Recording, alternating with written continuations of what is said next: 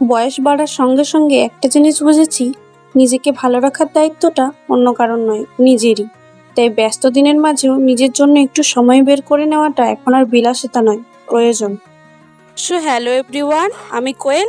আরও একটি নতুন ভিডিওতে তোমাদের সবাইকে স্বাগতম। আজকের ভিডিওটা শুরু করছি একদম সকাল থেকেই। ঘুম থেকে উঠে প্রথমেই ব্রাশ করে নিয়েছি, যদিও সেই অংশটা ভিডিওতে দেখায়নি। তারপর এক কাপ গরম চায়ের সঙ্গে আমার খুব প্রিয় বেকারি বিস্কুট খেয়ে দিনটা শুরু করলাম। সত্যি বলতে চায়ের সঙ্গে এই বিস্কুটের স্বাদটাই আলাদা। এরপর ভাবলাম অনেকদিন তো বেড কভারটা বদলানো হয়নি, তাই আজকে বেড কভারটা চেঞ্জ করে দিই। পরিষ্কার পরিচ্ছন্ন একটা বিছানা দেখলেই মনটা যেন একদম ফ্রেশ হয়ে যায়। এরপর সকালের জলখাবার হিসেবে ছিল ঘুগনি মুড়ি আর সঙ্গে একটা মিষ্টি। বেশ জমে গেল সকালের খাবারটা। তারপর থালাটা ধুয়ে নিলাম, যেটুকু কাজ থাকে আমি নিজেরটা নিজে করে নিই। আর এই যে আনারসটা দেখছো, এটা কিন্তু বাজার থেকে কেনা নয়, এটা আমাদের গাছের আনারস। এরপর দেখতে দেখতে অনেকটা সময়ই কেটে গেল। এবার ভাবলাম স্নান করতে যাওয়ার আগে সবকিছু একটু গুছিয়ে নিই।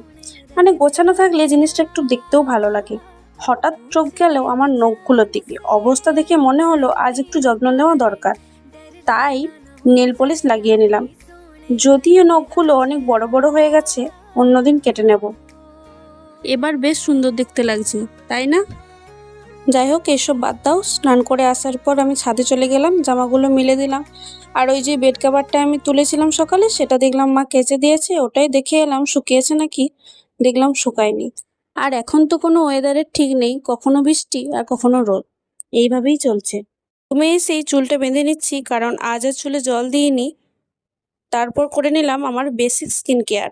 মানে কিছুই না, একটু টোনার আর একটু ময়শ্চারাইজার। সানস্ক্রিন লাগাই, যদিও আজ লাগাইনি। আরেকটা কথা, সারাদিনে আমি যা যা করি তার সবটা কিন্তু ভিডিওতে তোলা সম্ভব হয় না। তাই ভিডিওতে যতটা দেখো তার বাইরেও কিন্তু অনেক কিছু থেকে যায়। তবে চেষ্টা করি দিনের সবচেয়ে সুন্দর আর ভালো লাগার মুহূর্তগুলো তোমাদের সাথে ভাগ করে নিতে। আর তোমরা কি দেখতে বেশি পছন্দ করো সেটা অবশ্যই জানিও।